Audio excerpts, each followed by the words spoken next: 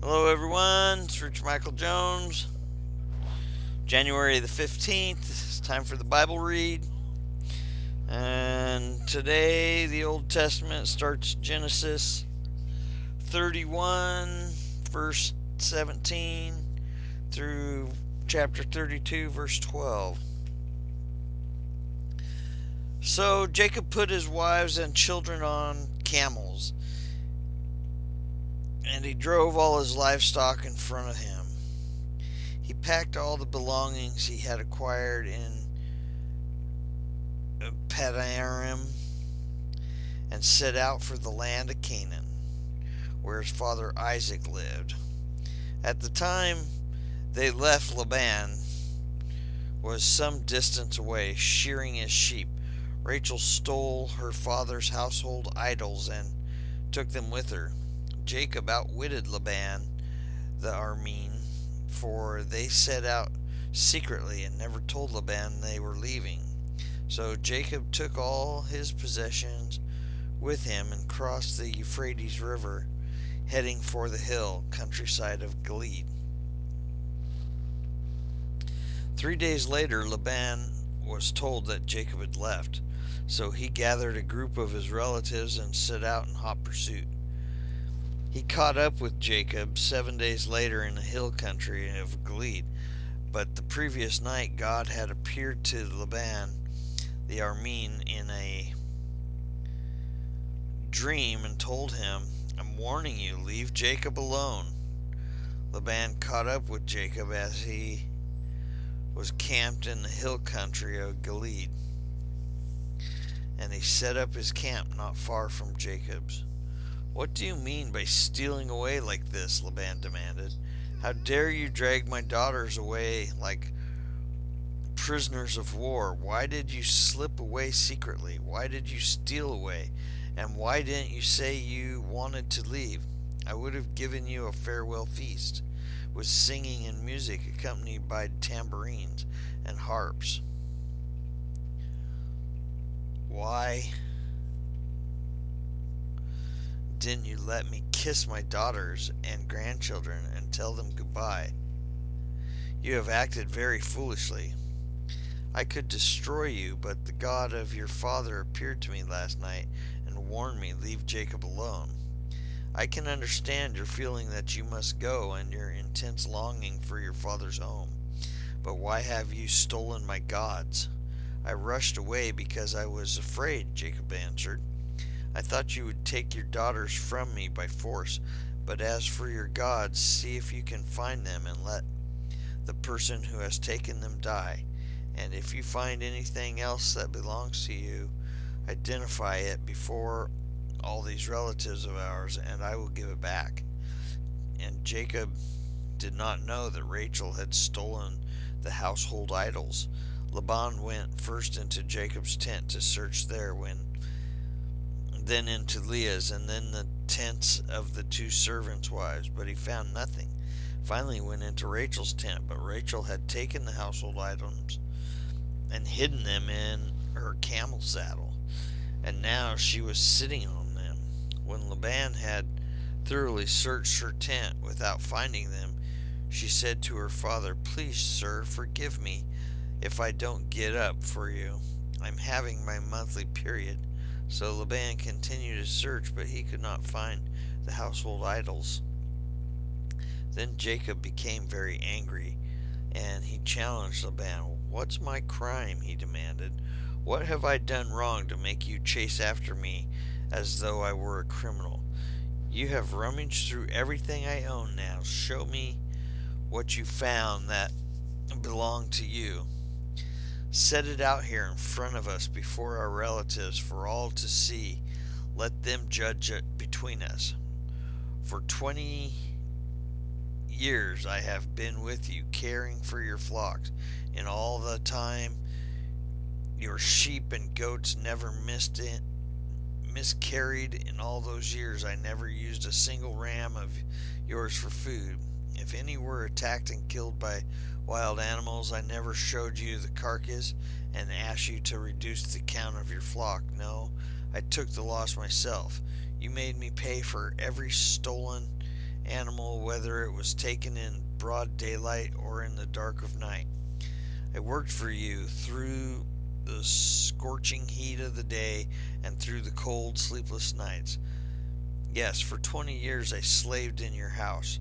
I worked for 14 years, earning your 2 daughters, and then 6 more years for your flock. And you changed my wages 10 times. In fact, if the God of my father had not been on my side, the God of Abraham and the fearsome God of Isaac, you would have sent me away empty handed. But God has seen your abuse and my hard work. That is why he appeared to you last night and rebuked you. Then Laban replied to Jacob, These women are my daughters, these children are my grandchildren, and these flocks are my flocks. In fact, everything you see is mine. But what can I do now about my daughters and their children?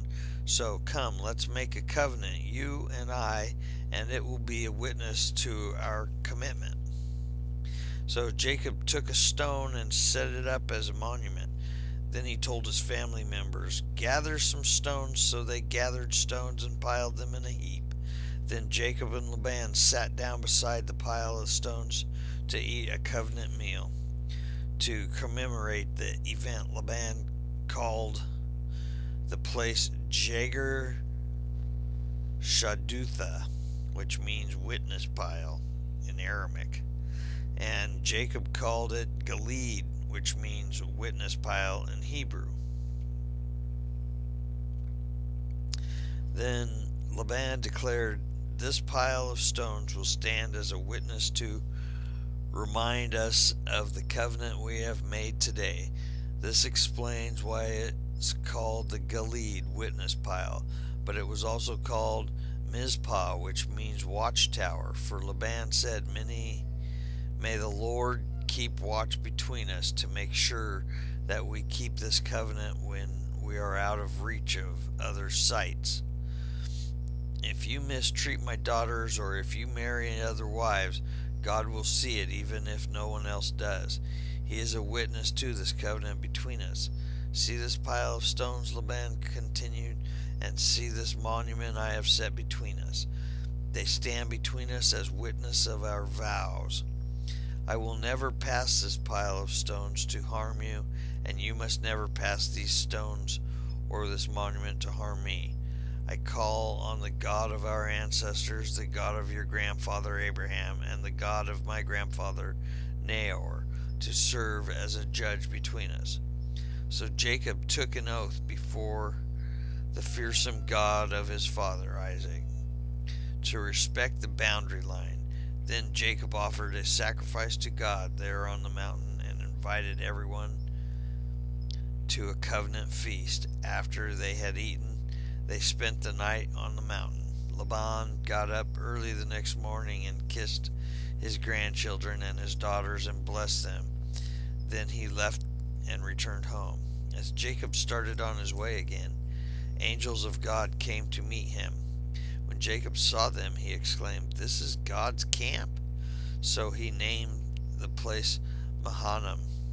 Then Jacob sent messengers ahead to his brother Esau, who was living in the region of Seir in the land of Edom. He told them, Give this message to my master Esau. Humble greetings from your servant Jacob. Until now I have been living with Uncle Laban, and now I own cattle, donkeys, flocks of sheep and goats, many servants, both men and women. I have sent these messengers to inform my lord of my coming, hoping that you will be friendly to me. After delivering the message, the messengers returned to Jacob and reported, We met your brother Esau, and he is already on his way to meet you with an army of 400 men. Jacob was terrified at the news. He divided his household along with the flocks and herds and camels into 2 groups. He thought, If Esau meets one group and attacks it, perhaps the other group can escape. Then Jacob prayed, O God, my grandfather Isaac, O Lord, where are you going? What are you doing? Lay down. Lay down.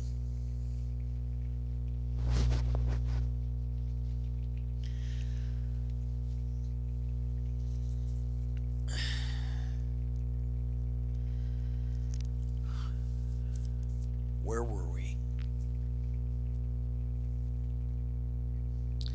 Then Jacob prayed, O God of my grandfather Abraham, and God of my father Isaac, O Lord, you told me, return to your own land and to your relatives, and you promised me, I will treat you kindly.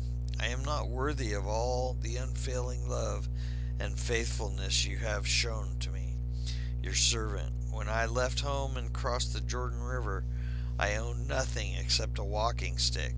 Now my household fills 2 large camps. O Lord, please rescue me from the hands of my brother Esau. I am afraid that he is coming to attack me, along with my wives and children. But you promised me, I will surely treat you kindly, and I will multiply your descendants until they become as numerous as the sands along the seashore, too many to count. That is some crazy family love going on there. Trust and mistrust. Oh. Anyway, that's the Old Testament. New Testament is Matthew chapter 10, verse 24 through chapter 11, verse 6. Students are not greater than their teacher, and slaves are not greater than their master. Students are to be like their teacher, and slaves are to be like their master. And since I, the master of the household, have been called the prince of demons, the members of my household will be called by even worse names. But don't be afraid of those who threaten you, for the time is coming when everything that is covered will be revealed, and all that is secret will be made known to all. What I tell you now in the darkness, shout abroad when daybreak comes. What I whisper in your ear, shout from the housetops for all to hear. Don't be afraid of those who want to kill your body. They cannot touch your soul. Fear only God, who can destroy both soul and body in hell.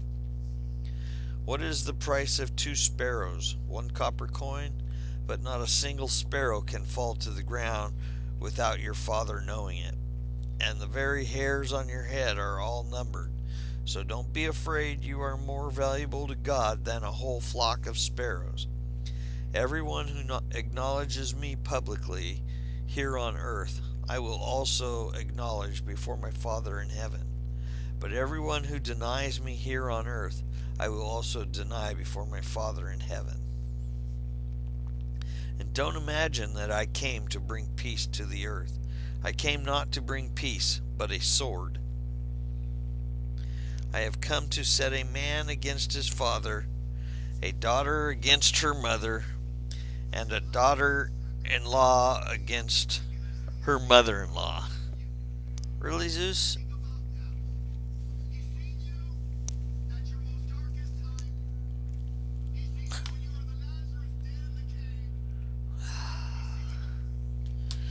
Well, this read's stirring up the animals for sure.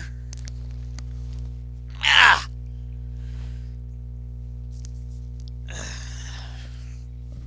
Oh. Try and get through this, dog. So apparently Jesus says, don't imagine that I came to bring peace to the earth. I came not to bring peace, but a sword. And I have come to set a man against his father, a daughter against her mother, and a daughter-in-law against her mother-in-law. Your enemies will be right in your own household. If you love your father or mother more than you love me, you are not worthy of being mine. Or if you love your son or daughter more than me, you are not worthy of being mine. If you refuse to take up your cross and follow me, you are not worthy of being mine. If you cling to your life, you will lose it. But if you give up your life for me, you will find it. And anyone who receives you receives me, and anyone who receives me receives the Father who sent me. If you receive a prophet as one who speaks for God, you will be given the same reward as a prophet. And if you receive righteous people because of their righteousness, you will be given a reward like theirs. And if you give even a cup of cold water to one of the least of my followers, you will surely be rewarded. When Jesus had finished giving these instructions to his 12 disciples, he went out to teach and preach in the towns throughout the region. And John the Baptist, who was in prison, heard about all the things the Messiah was doing. So he sent his disciples to ask Jesus, "Are you the Messiah? We've been expecting, or should we keep looking for someone else?" Jesus told them, "Go back to John and tell him what you have heard and seen. The blind see, the lame walk, the lepers are cured, and the deaf hear. The dead are raised to life, and the good news is being preached to the poor. And tell him, God blesses those who do not turn away because of me." Well, now that right there was a powerful read out of Matthew. Got my dogs all stirred up. Kicked the TV back on. And then the train's going by honking horns. Which there's the whole thing about the horn honking. Anyway, that's later. Anyway, so little Psalms, chapter 13, verse 1 through 6. Lord, how long will you forget me? Forever? How long will you look the other way? How long must I struggle with anguish in my soul, with sorrow in my heart every day? How long will my enemy have the upper hand? Turn and answer me, O Lord my God. Restore the sparkle to my eyes, or I will die. Don't let my enemies gloat, saying, "We have defeated him." Don't let them rejoice at my downfall. But I trust in your unfailing love. I will rejoice because you have rescued me. I will sing to the Lord because he is good to me. And then a little bit of Proverbs chapter 3, verse 16 through 18. She, speaking of wisdom, offers you long life in her right hand, and riches and honor in her left. She will guide you down delightful paths. All her ways are satisfying. Wisdom is a tree of life to those who embrace her. Happy are those who hold her tightly. Anyway, well, that was a little bit of a rough read for January 15th. But Jesus was getting a little bit down to it there in Matthew. And then back in Genesis, no families trusted nothing. Poor Jacob worked 20 years for his uncle to get 2 daughters and 6 years to get some flocks. And then he gets harassed when he tries to leave. And then he feels threatened by his brother coming back that they're going to attack him. Sounds like a Jerry Springer episode. Anyway, tomorrow, see you then. God bless you.